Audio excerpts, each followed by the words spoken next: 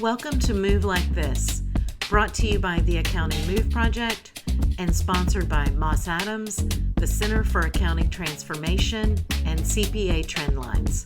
On this podcast, we share ideas and hear from guests about how they find, retain, develop, and advance women and other underrepresented groups in their accounting firms. Now, on to our guest.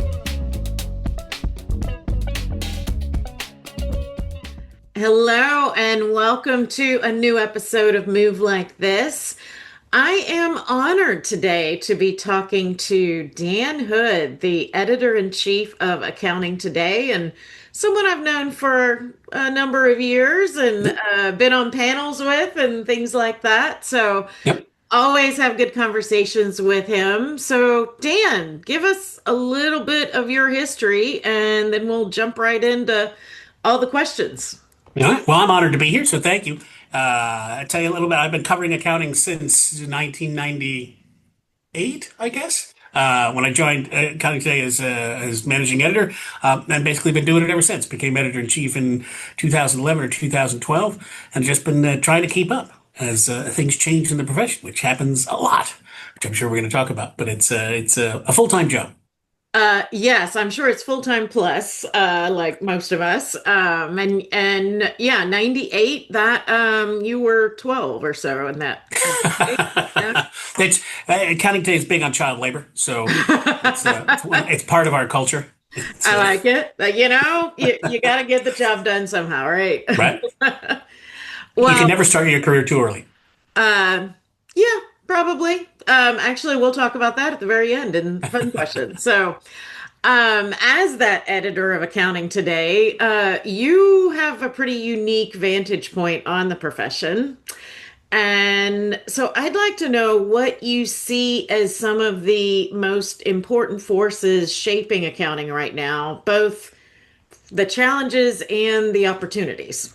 Right, right. I mean, I sort of lump these all together under the big challenge facing accounting, and the big opportunities facing accounting is that there are too many challenges and too many opportunities, right? There's a lot of change coming at the profession all at once. So when I sort of tend to lump it all and say the big problem is change and managing change, which is kind of a cop-out, right?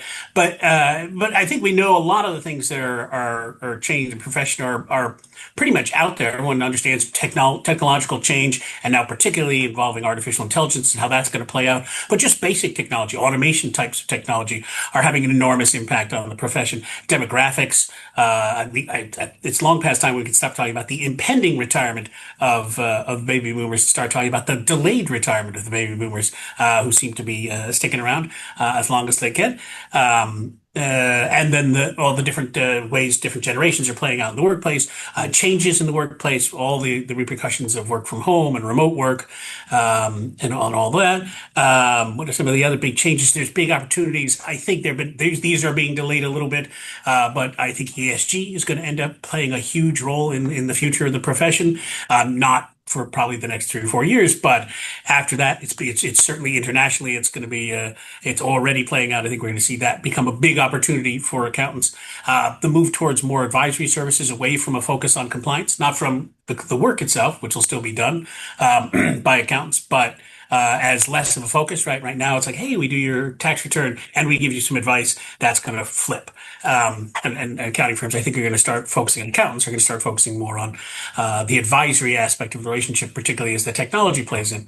And this is one of the reasons why I lump it all together. And it's just, there's a lot of change coming at everybody, is because all those things interact. Like I said, the technology is underpinning the advisory move. The advisory move is part of the demographic change and part of the ways we're looking at different workforces and all that. All those things sort of tie together and create this tangled web, where you have to be on top of all the different parts of it to stay abreast of what's going on.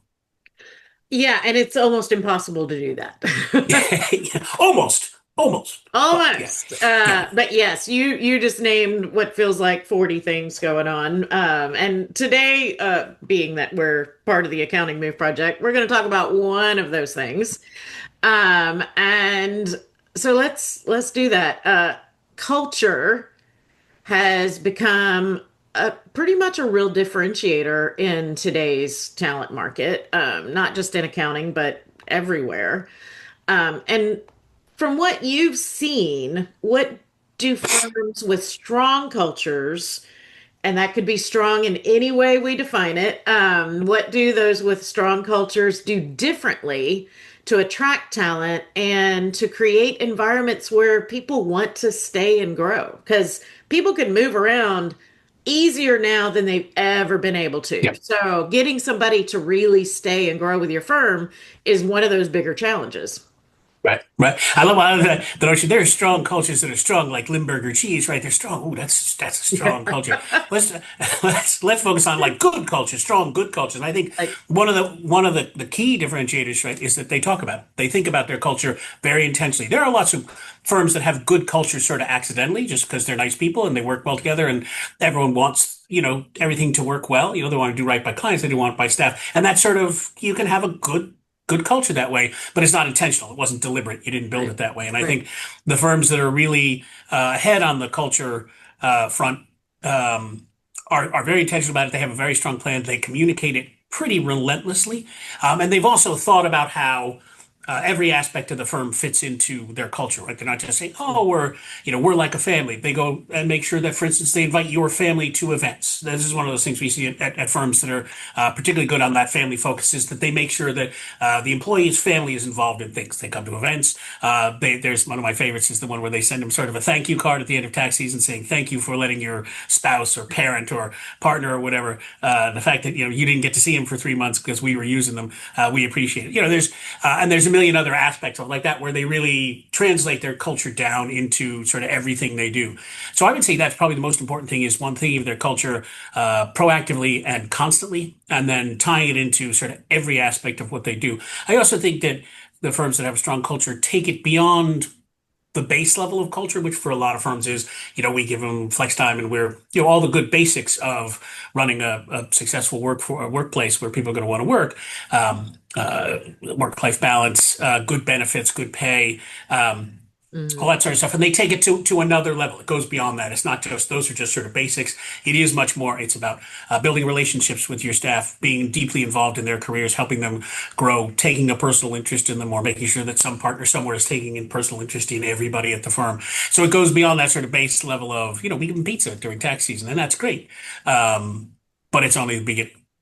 I probably just snickered a little bit when you said those firms that, talk about being a family.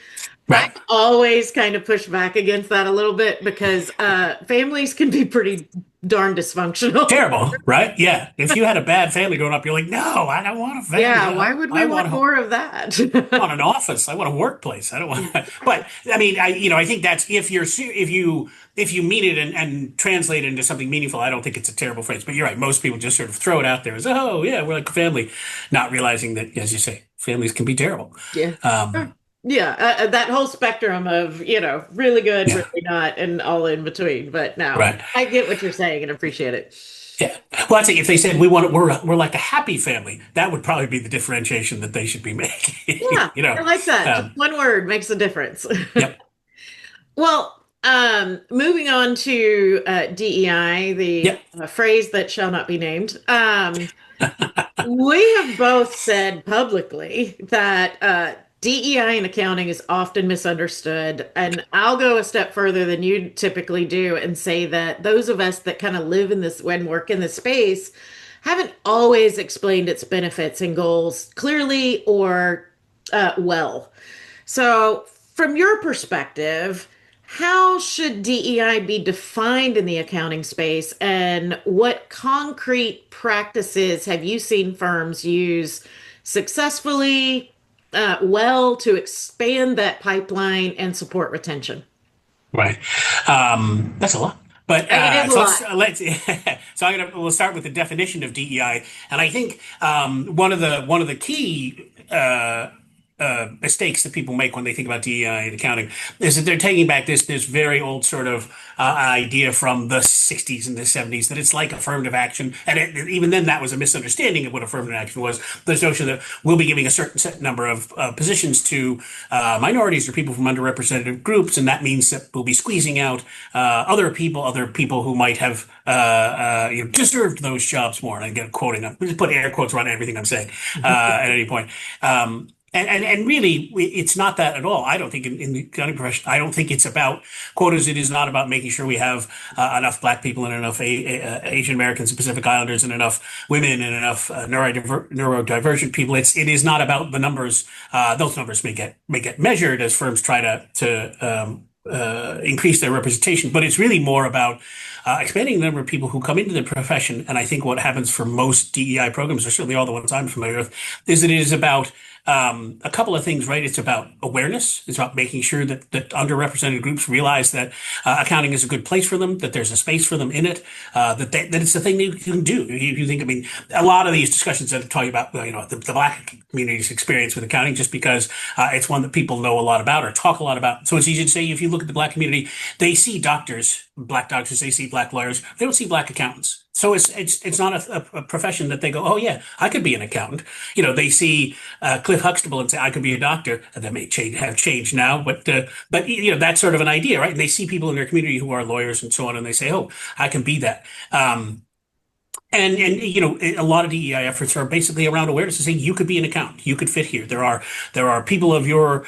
just like you working in accounting, maybe not as many as we'd like, but they're here, and you can do it too. Because a lot of people don't think about accounting necessarily unless they have an accountant. It's astonishing to me how often I have an accountant in their family or their community that they're aware of. It's astonishing to me how often when you ask a person, how'd you get into accounting? And it's one of two ways. They say either I took an accounting class in college and it really clicked with me, or they had a relative or a family member or a friendly friend who was an accountant. And it's almost always one of those two. It's never, I just always thought accounting was great. It's either that personal connection, which is huge, or they took the accounting class.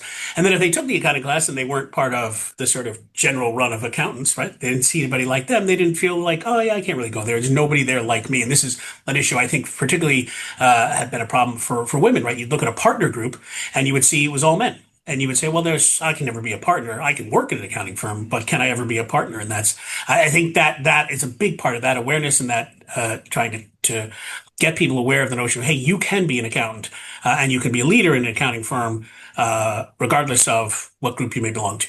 And I say that. So I think that's half the battle. And then the other half is if you can convince people, hey, there's a place for you in accounting, and get them to come in. The other half is making sure they're comfortable there. And this is, there are so many ways in which it's easy to make a person feel of any, and this isn't necessarily about what group they belong to, is it's astonishing how easy it is for a person to feel unwelcome, unwanted, uncomfortable just in an area. And again, like I said, that can be all kinds of ways, not just in terms of what group you belong to. But it's particularly important if you come from a group where there's not a lot of people like you. It's going to be a little uncomfortable. And so I think a lot of DEI programs are aimed at that, at making sure that we bring these people in, and then we make sure that they feel comfortable, and that we recognize that there may be some help that they need in terms of fitting in and being comfortable, that's a little bit more than sort of the average white guy might need. So I think for me at least, I think those are the two main parts. There's some other elements to it, but it's never about, hey, we're going to replace white guys with people from underrepresented groups. It's about saying, hey, there aren't enough people in accounting, period. There's all these people who are totally capable of being accountants, but just never considered the profession as a place that would be a home for them. And then once they come in, recognizing that there are a few things you need to do to make sure that they're going to stay with you, which you need to do a lot special things for everybody to make sure that they stay with you. This is a big problem, right? We talk about recruiting, but retention is just as big an issue. And there are specific things you do to make underrepresented groups feel like they want to stay with you that you might not do for other groups, but it all amounts to just good retention strategies. Sorry, that was a long time. I know you've thought a lot about this. So I'm curious if there's other elements that I'm missing for DEI. It's interesting because I agree with you on what you were just saying for sure. And we are in a huge talent shortage. Yeah. So, like, trying to turn away anybody that's interested is just a self-defeating sort of situation, right? Right. We need as many people as possible. And it is interesting because I've found too in my conversations that accounting isn't one of those things that you see on TV or in movies or really read about in books. It is not sexy in general, I mean, but there's like a lot of different jobs that you can have with an accounting degree and with a CPA. And I think we have a awareness issue in some ways, um, Yep. in general, about that it Yeah. is a profession that can be pursued and you can have a really great career and you can have a comfortable life. Right. Um, I also, yeah, go ahead. I was saying, and it isn't boring. I mean, I think there's a great story for accountants to tell to anybody, to every possible student out there you can imagine. There's a great story. It's not just that there's a lot you can do, and it's a lot of it's cool. A lot of it's interesting and not stuff that you would be sort of embarrassed to say at a party. It's in all kinds of aspects. So yeah, there's a great story to tell accounting stuff. It's not necessarily telling it as well as it could. Yeah, yeah.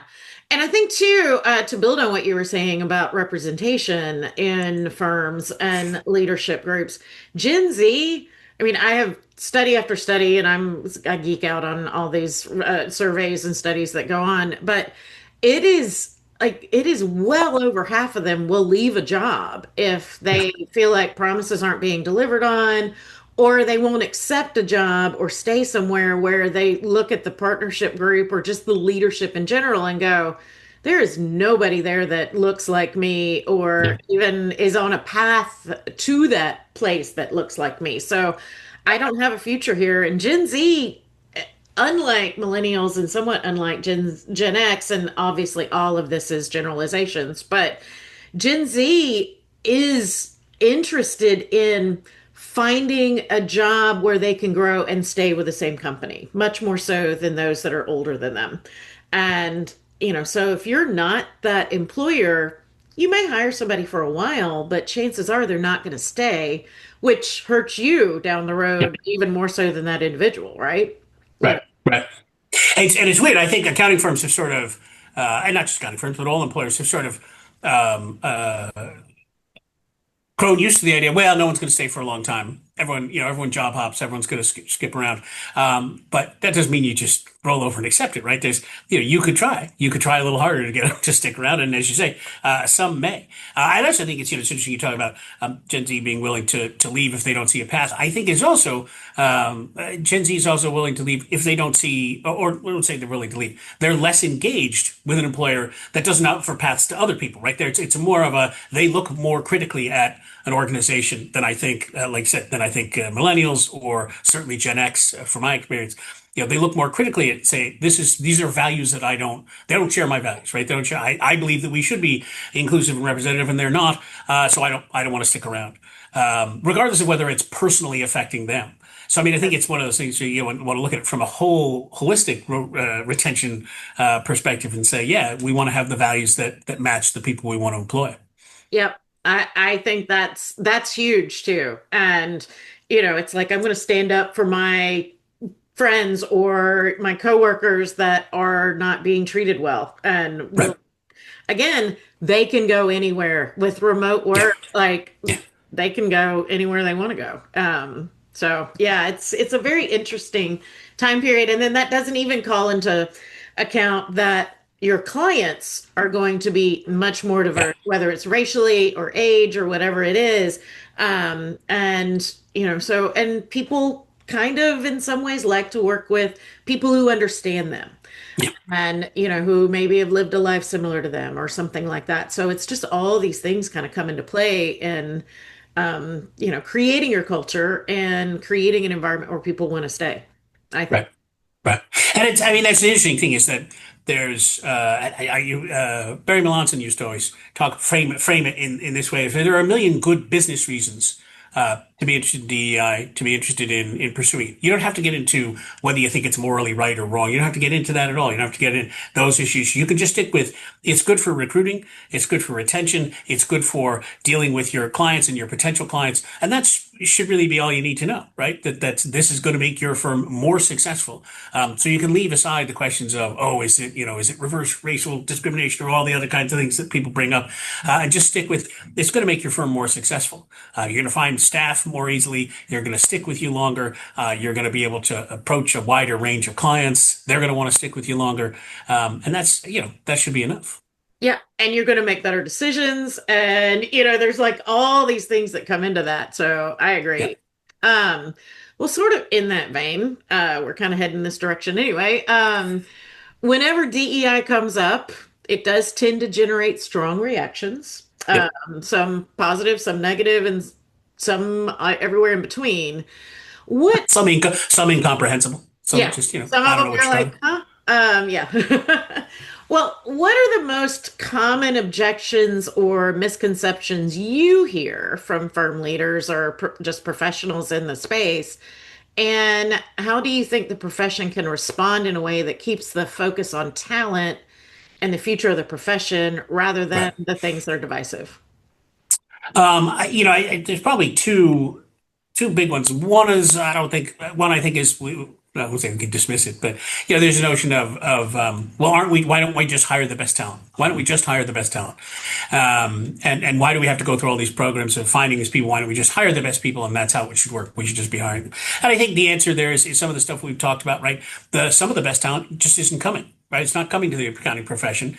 There are all kinds of potential fantastic accountants in all kinds of groups that, as we said, never think about accounting as a place to go. So if they don't take an accounting course or try an internship at an accounting firm, you can't hire them. They might be the best talent, but you can't hire them because they're not answering your job descriptions or your job offerings. So that's one thing is that you could say, well, we just hire the best talent, but you're assuming that there isn't more talent out there, and there is. It's just a question of bringing it to the table, right? Of getting them to read your job ads and help wanted ads and say, yeah, you know what? I can be an accountant. Let me try that. Or let me go when I go to the job fair at my school.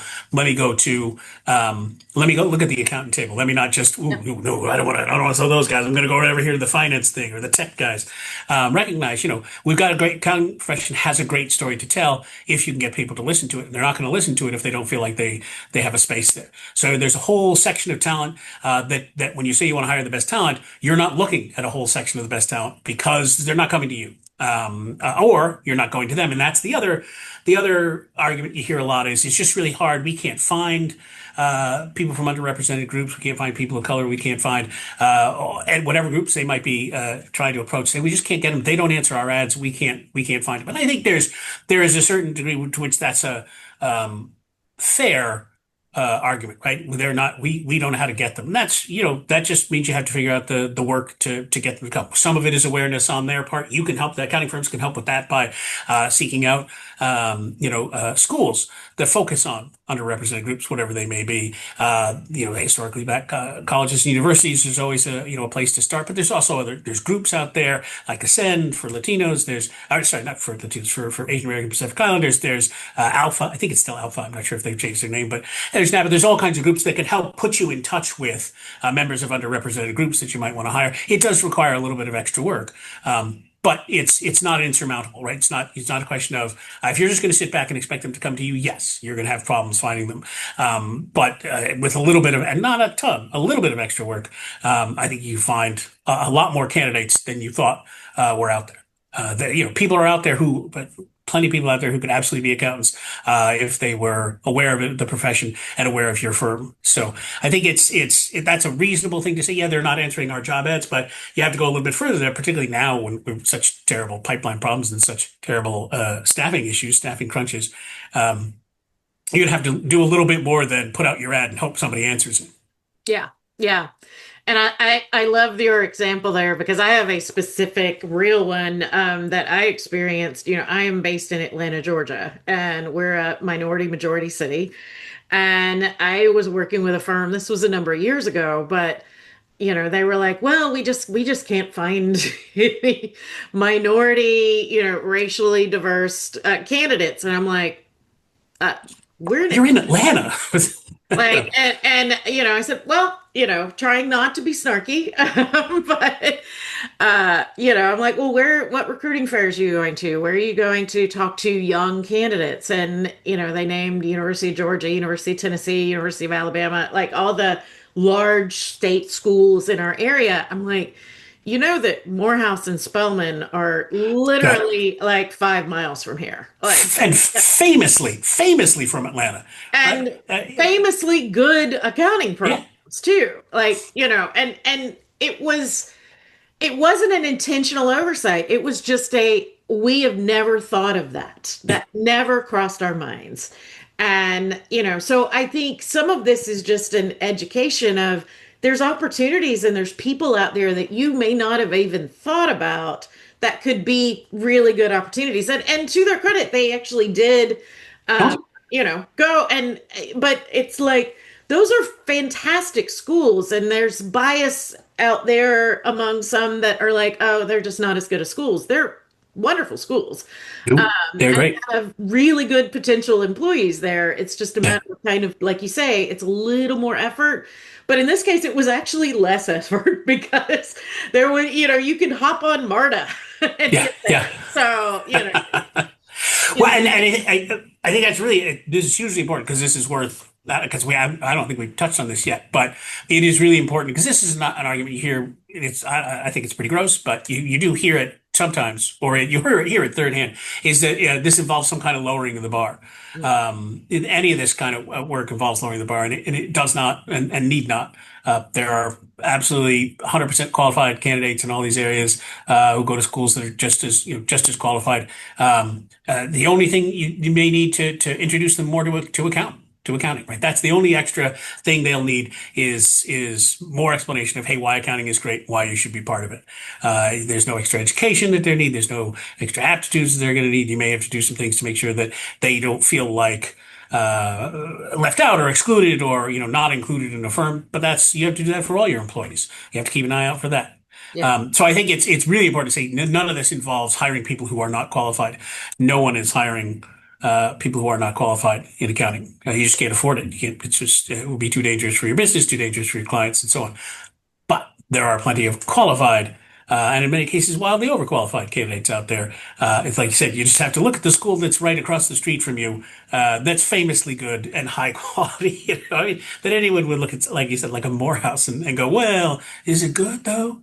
You know, uh, it, I've heard people say that probably more than you would be surprised how often I have heard that. But it is that overcoming bias a lot of times, and yeah, I there are those that are outwardly racist, but I think a lot of times it's not necessarily that as much as just maybe people that haven't been exposed to yeah. opportunities or to people or to leaders or things like that. Yeah.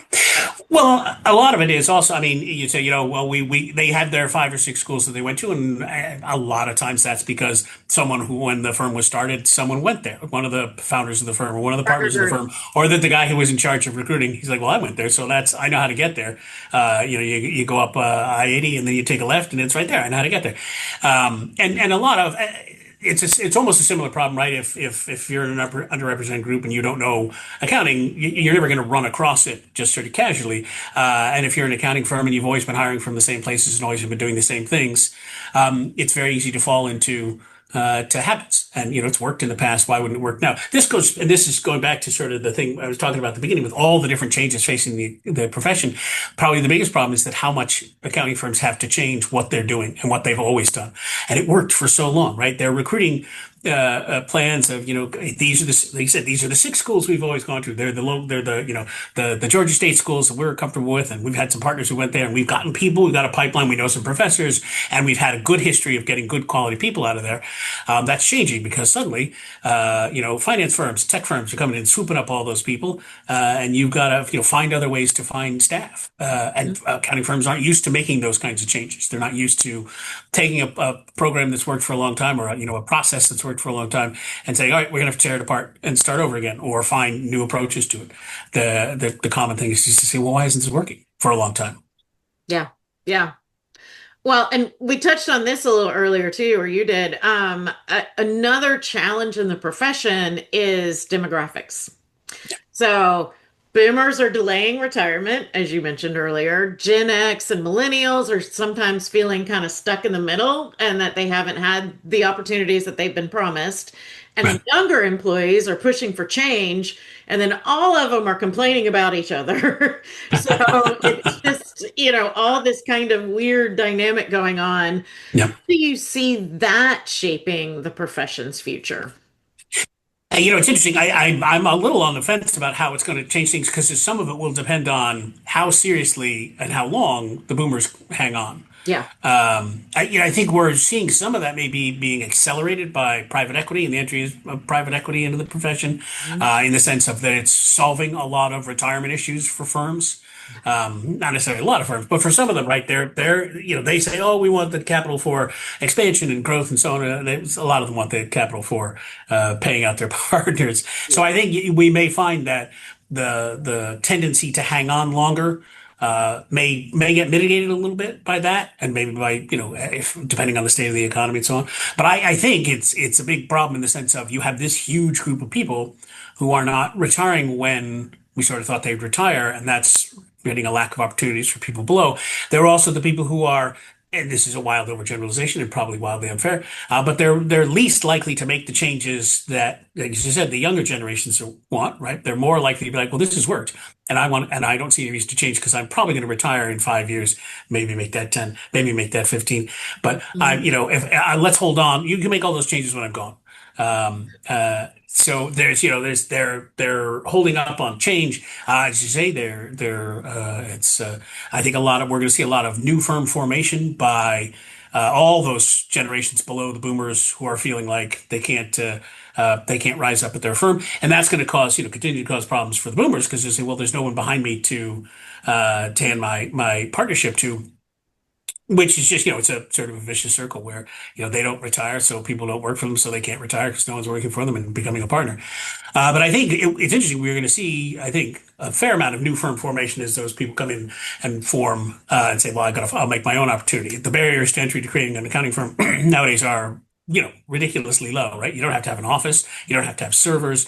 Your technology infrastructure is relatively cheap, certainly compared to what it used to be. You can do it literally from your garage if you wanted to, in a way that mythically people talk about starting in the garage, but really you could now and have a whole firm there, and have a very large firm run out of your garage if you hire people remotely. So I think we're going to see that, and I think that may.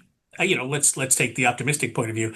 That may speed up a lot of changes that the profession has been talking about for a long time. It may speed up the move to advisory. For instance, if you say, well, listen, I'm only one guy or two people or, three or four people, and I've just started my firm. There's all this great technology out there that can help me automate a lot of the compliance work that I need to offer my clients to sort of get my foot in the door.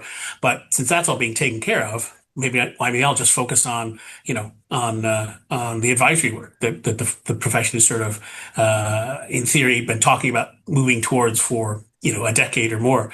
You're going to find CAS. There'll be the people out there leading CAS practices and doing cool and interesting things with them. So I think in some ways it may be a positive thing that they're going to force this explosion of new firms that'll be trying new things and open to new ways of being an accountant. Yeah, yeah.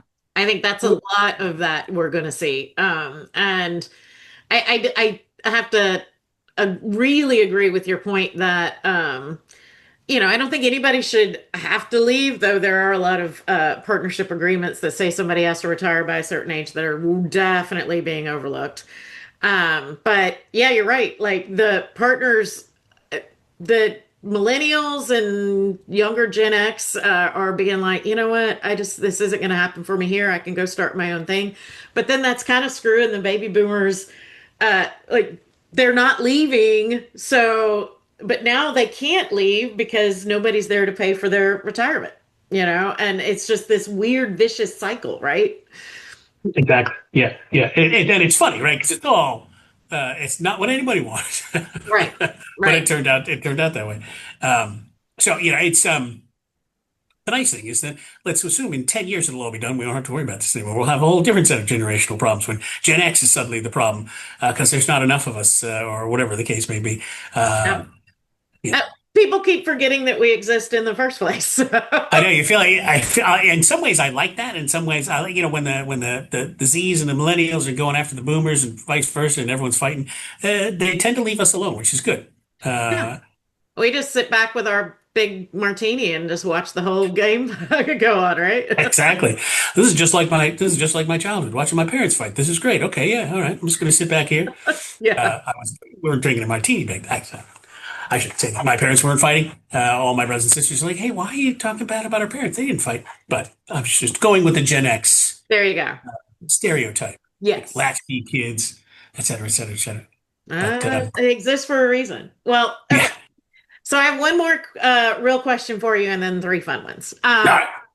Final real question. If you had to give firm leaders one piece of advice on culture and inclusion and kind of the things that we've talked about today, that you think will matter most over the next 5 years, what would it be?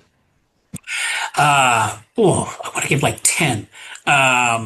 Intentionality, assuming you're doing it intentionally, that's how I'm going to cram in more. I'm just saying, assuming you're being intentional about it. That's because that's my first one. I think, the recognition that culture has to permeate everything is important. I think so. You need to be talking about it a lot. You need to figure out how it flows through everything you're doing, and then talk about it constantly. And I would tell you my favorite thing. This is I'm going to cheat a little bit and just give this small one. There was I talked to a firm a while back that had its cultural and its value statements very clearly set out. They wrote them on a wall, and the managing partner would go around, sort of on a regular basis with a roll of $20 bills in his pocket, and he would stop people and quiz them on some aspect of the firm's culture and its values. And if they got it right, they got a $20 bill. And I thought that was, I mean, it's not the biggest, broadest thing to make your culture better. It is not in itself gonna solve your culture problems or make sure that your culture is strong. But I thought that sort of level of commitment and a level of like, this is worth $20 every, 5 times a day, to keep this going. I thought that was a neat way of reinforcing it for people and saying like, we really care about this. We really got skin in the game on it. Yeah, it's a small way, but I thought it was a neat approach. So it's that daily thinking about your culture, and daily reinforcement of it, is really important, more important than you think. Yeah, yeah, I think so. And I mean, $20 is your lunch that day or whatever.